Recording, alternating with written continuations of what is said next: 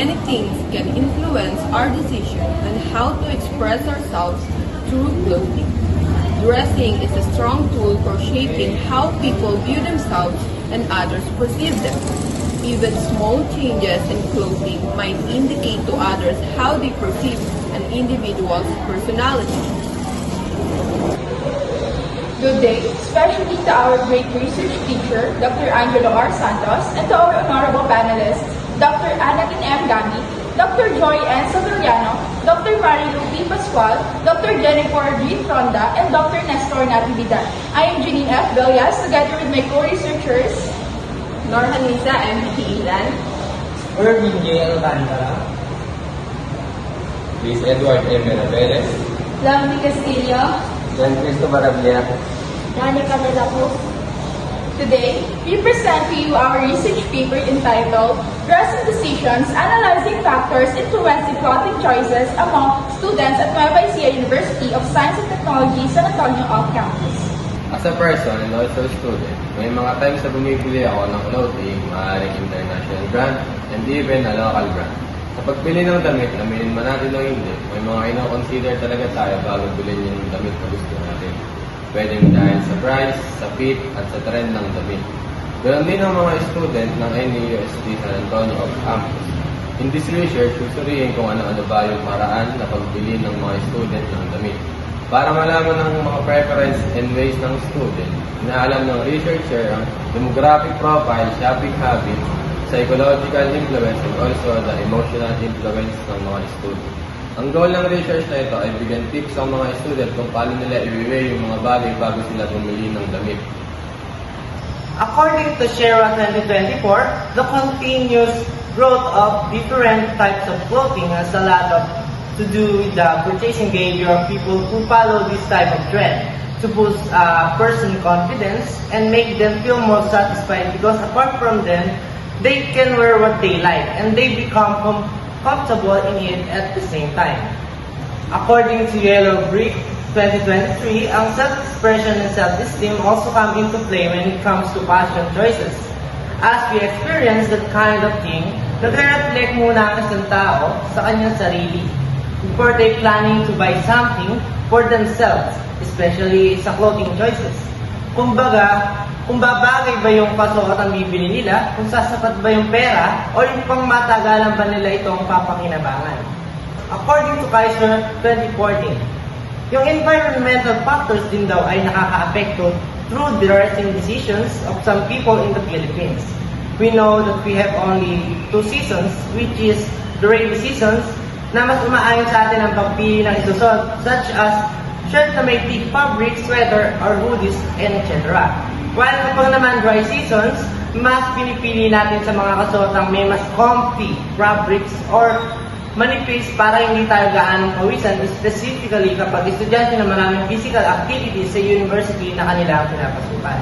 For Kwon and Farham 2016, the fashion style nowadays is sobrang nakakaagaw pansin. Kaya siguro yung iba nagkakaroon ng mga pagbabago-bagong pananaw sa kasuotan. Although there are so many different styles, aware na sila kung saan sila kabilang or kung saan sila mas magiging comfortable na genre. For Werner 2016 naman, practical concern without style for students who want to move easily and feel comfy. Especially in school where they are might be sitting long hours or doing physical interaction with other students or even other individuals in schools.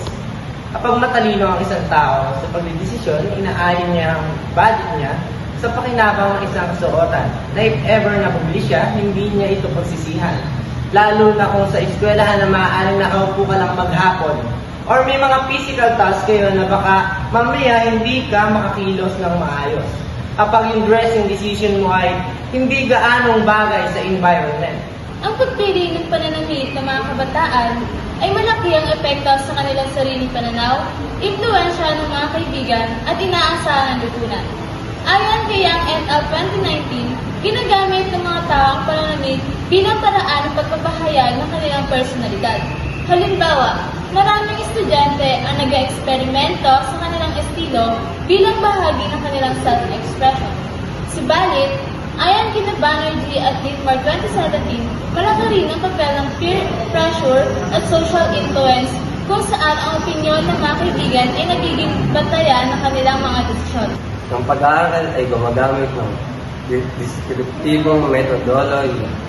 Ang disenyong ito ay gumagamit ng mga talatanungan upang mamolekta ng data. Naniniwala ang mga mananaliksik na ang disenyong ginamit ay angkop sa pag-aaral. Research local. Ang datos para sa pag-aaral ay kukunin mula sa Medellín University of Science and Technology sa San Antonio of Campus. Ang mga respondent ng pag-aaral na ito ay mga mag-aaral sa NEST, particular sa San Antonio of Campus. Ang mga mag-aaral ng campus na ito ay naka-enroll sa isa sa mga programa katulad ng Bachelor of Science in Information Technology, Bachelor of Elementary Education, at Bachelor of Science in Entrepreneurship. Ang mga napiling kalao para sa laki ng sample ay 63 dahil ang mga manaliksik ay gumamit ng mga probability sampling data sa populasyon ng universidad na 806 na mga mag-aaral. Research instrument. Ang pangunahing instrumento ng pag-aaral ay isang electronic survey questionnaire na binuo gamit ang Google Form upang maiwasan ang ilang mga respondent na mainis sa internet at para sa pinapublish na pangolekta ng data. Nagbigay din kami ng mga hard copy na questionnaire sa mga respondent. The findings and analyses of the information gathered from students about the variables affecting their clothing choices are shown in this form. The primary objective of the research was to determine and examine key factors that influence the students' fashion preferences, including price, style, quality, and peer pressure. According to Likert 1933, the use of the scale in measuring attitudes found that it was an effective and reliable method for capturing the intensity of the respondents' feelings. So with the use of Likert scale, mas nadadetermine natin at mas nabibigyang halaga ang bawat sagot ng mga respondents natin. Let's first tackle the results of the demographic profile of the respondents. In terms of age, 18 to 20 years old got the highest frequency of 75 with a percentage of 70.31%. In gender, female got the highest percentage of 62.5%. Kung titingnan talaga natin yung mga clothing store, ma-realize natin na mas marami talaga ang namimili mga babae. Masasabi natin mas invested talaga yung mga babae sa pagbili or sa pagtingin ng mga damit sa clothing store. Next is sports. Bachelor of Science and Entrepreneurship ang pinakamataas na frequency, followed by PSIT and then BEd. For monthly allowance, students have a monthly allowance of less than 2,000 pesos as shown in the table with the highest percentage of 75%. So next is the shopping habits. For the frequency of purchases, nag-highlight dito yung item number 5 that students tend to buy clothes for special occasions with a weighted mean of 2.78. They agree na bumibili sila ng clothes kapag may special events, especially kapag birthdays, graduations, kasi gusto nilang mukhang confident at least sa mga special occasions na gano'n. For the monthly spending of the respondents, item number 3 got the highest weighted mean of 2.55, which suggests that students are conscious of their clothing budget when shopping. Next is the students' preferred shopping places. 2.81 ang nag-highlight sa part na to, indicating that students often purchase clothes online. Dahil nga college students tayo, parang we're always pressed on time. Sobrang busy and sobrang dami activities na tinatapos. So mas gugustuhin namin na mag-shop na lang online kasi mag-browse lang sa mga online stores tapos makakapili ka na ng damit. Nakasave ka na ng time, nakasave ka pa ng money. Task for the shopping habits ng respondents. So 3.02 is the highest weighted mean indicating students prioritize comfort over fashion when buying clothes. The psychological factors naman, una, the respondent's satisfaction with fit. In clothing, with the highest weighted mean receiving 3.14. Next, the respondent's self-expression in relation to clothing with the highest mean of 2.92, that students who wear clothing that reflects their style feel more confident. Next, the respondent's confidence in their clothes with the highest weighted mean 3.3 indicates that students' self-esteem boosts by wearing aesthetically pleasing clothing.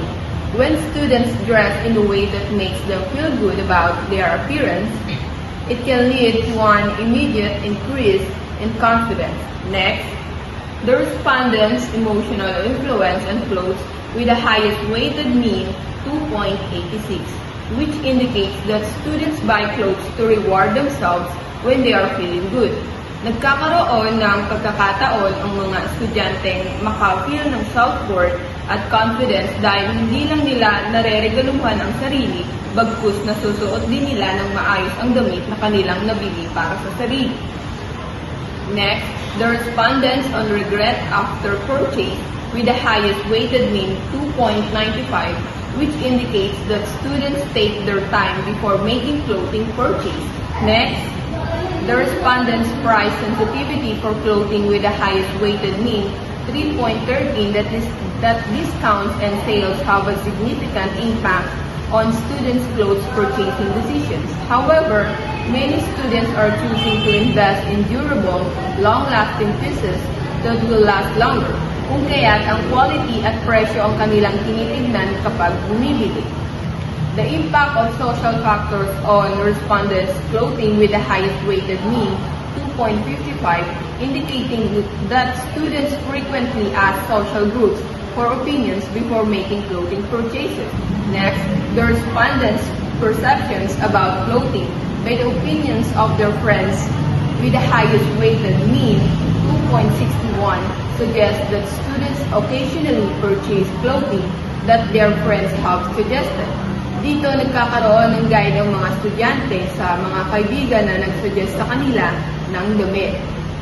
Next, the findings of respondents' concerns about other people's opinions on their clothing choices, the highest weighted mean 2.63, which indicates that students avoid buying clothes that others might judge negatively.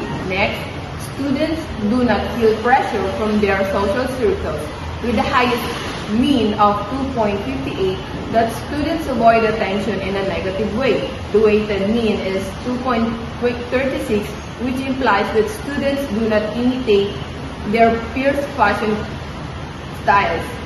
This concludes that students like to dress for themselves and societal influence do not affect their clothing choices. And last, celebrity influence 2.53 has the highest weighted mean, indicating that students admire and imitate their favorite celebrities' fashion styles. This means that students are not easily influenced by celebrities, yet when it comes to their favorite celebrity, they will mimic their fashion style. Nalaman na mas binibigyan ng halaga ng mga estudyante ang kanilang kaginawahan at partikulalidad kaysa sa mga uso sa panamit. Hinahanap nila ang mga damit na maraming gamit, madaling isuot na pagbili ng damit. Mahalaga ang pera, masigasig ang mga estudyante sa mga paghahanap ng mga deal at mga sale at mga diskwento. Ang mga online shop ang kanilang unang pagpipilian dahil kaginawahan, dami ang pagpipilian at abot kaya ang presyo. In conclusion of this study, students are highly sensitive to pricing, comfort, and frequency of buying. The study reveals na mas nakakasave talaga ang students kung sa thrift shop or okay store na nila. So this study recommends na students should control their impulsive behavior and start saving money. So when the time na may gusto silang bilhin or need for special occasions, ay makakabili sila anytime. Second is the price sensitivity. Students are more likely to buy clothes na ina-endorse ng celebrity. Students may consider the Noel Bazaar offered by GMA Entertainment. Dito makakabili sila ng mga damit ng mga artist na ilang beses pa lang nasuot. Magagawa na nilang masundan yung kasuotan ng favorite artist nila at nabili na ng mas murang halaga. So lastly, students often buy clothes online like Shopee, Lazada, or even sa Amazon. So these online shops offer discounts especially kapag end of the month and monthly deals. Researchers suggest na mas pag-aaralan at maging literate sa paggamit ng apps na ito para masigurado na legit ba ang discounts na ina-offer or strategy lang ng sellers to attract customers and also for students para makasave ng money. So here's your question from Dr. Annalyn M. Gami. What were the key challenges you encountered during data collection and how did you address this to maintain the integrity of your findings? Due to time constraints, lack of interest, or geographic barriers, nagkaroon kami ng difficulties sa pag-abot sa target na audience ng aming mga respondents at sa pagkuha ng sample size na tumpak na kumakatawan sa pangkalahatang populasyon. Confirming the accuracy and dependability of the data gathered, particularly when self-reported measurements were included. Results may be distorted if participants give socially acceptable responses instead na magbigay ng tapat na sagot na mula lamang sa kanilang sarili. Navigating the moral dilemmas of informed consent, particularly when it comes to disadvantaged groups and limited opportunity to gather data before the project's time frame. In response to these challenges, we broadened our scope by concentrating on a smaller subset of the population, such as the students on a particular university campus. To ensure diverse representation, we specifically employed stratified sample strategies, such as the Slovin formula. Binigyang diin din namin ang kahalagahan ng tapat na mga sagot, tinitiyak ang pagiging anonymous at pagiging confidential, and employed indirect questioning techniques to reduce prejudice. Gumamit din ang grupo ng iba pang pamamaraan ng pangangalat ng datos, such as distributing Google Forms through social media and the hard copy of questionnaires through in-person. We also established a clear informed consent process, ensured that the purpose of the study was understood, and implemented measures to protect participants' information. To keep on track, a thorough project timeline with goals was made. Important data gathering tasks were given top priority and resources were wisely distributed. By carefully tackling these issues, we showed our dedication to upholding commitment to maintaining the integrity of our findings and the rigor of our research process. Question from Dr. Joy Ann Savoliano. How did you ensure the reliability and validity of your survey instrument, particularly when measuring abstract factors like emotional influence and social pressure?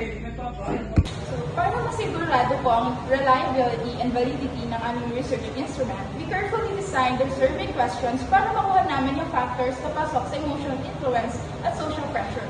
So nagawa po namin yan through reviewing related literatures at sa pag-consult sa market research professor po namin, si Dr. Angelo R. Santos. And also as what I've said earlier po, we use the Likert scale dahil may balanced response option po ranging from strongly agree to strongly disagree, which helped us to capture the full intensity of the respondents' feelings. So using Likert scale, we assure you na hindi po naging bias ang responses or questions and express ng respondents ng accurate ang mga sagot nila. Question from Dr. Marilu P. Pascual. What specific recommendations from your study could be applied by local retailers or online stores to better cater to the preferences of students? There is specific recommendation from our research study that could be applied by local retailers or online store to be better cater the preferences of students are the affordability and discounted pricing strategy. Because usually sa panahon ngayon, mga estudyante ay financial unstable pa. So they do not have enough money to buy the expensive clothes that they want. So, of course, as being wise and practical, they will enjoy these kinds of opportunity para mabili nila yung mga gusto nilang kasuotan sa abot kayang halaga. Additionally, ang isang recommendation ko pa sa mga may online stores ay yung maganda at maayos na advertisement para mas marami pa silang mahikayat ng mga estudyante na maaari magdulot pa ito ng isang magandang impact sa relasyon or relationship among those online shops and sa mga estudyante customer. From Dr. Jennifer G. Fronda, your study highlights the importance of comfort over fashion trends. Can you elaborate on how this preference reflects broader consumer behavior theories? Ang pabor ng mga tao sa comfort kaysa sa mga gusto sa fashion ay maaaring i-apply sa ilang pangunahing teorya sa pag-uugali ng customer. Maaaring ipaliwanag ito gamit ang teoryang Maslow hierarchy of needs, kung saan ang pangunahing pangangailangan ng isang tao tulad ng pisikal na kaginhawaan iuna bago ang mga pangangailangan sa mataas na antas, tulad ng estetikang aspeto o sosyal na status. Sa madaling salita, ang comfort ay nagbibigay ng mas immediate at fundamental na kasiyahan. Kaya ito ay nauna kaysa sa mga trend na kadalasan ay ipapakita lamang ng pansamantalang kaligayahan o pansariling pagpapakita. Maaaring rin itong may ugnay sa teoryang self-concept theory na nagsasaad ng mga consumer ay bumibili ng mga produkto na tumutugma sa kanilang personal na pagpapakita o imahe. Sa kasalukuyan, maraming tao ang mas pinipili ang mga produktong nagbibigay din sa kanilang pagiging komportable at practical na halip na nagpapakita ng sobrang pagpapakita ng yaman o status sa pamamagitan ng mga uso. Ang gustuhan para sa comfort ay magiging paraan ng pagpahayag ng pagiging praktikal at tunay sa sarili kaysa sa pagsunod lamang sa panlabas na pamatayan. Last question from Dr. Nestor Natividad. How do the demographic characteristics of your respondents influence their clothing choices, particularly in terms of gender, age, and monthly allowance? The demographic characteristics of the respondents such as gender, age, and monthly allowance significantly influence their clothing choices. Gender affects style preferences with males and females, often gravitating toward clothing aligned with traditional societal norms or trends. Age plays a role in fashion awareness, as younger students are more likely to follow trends and social media influence. Lastly, monthly allowance impacts purchasing power with students on a limited budget, prioritizing affordability and opting for second-hand or fast fashion items, while those with higher allowances may have access to branded or higher quality clothing.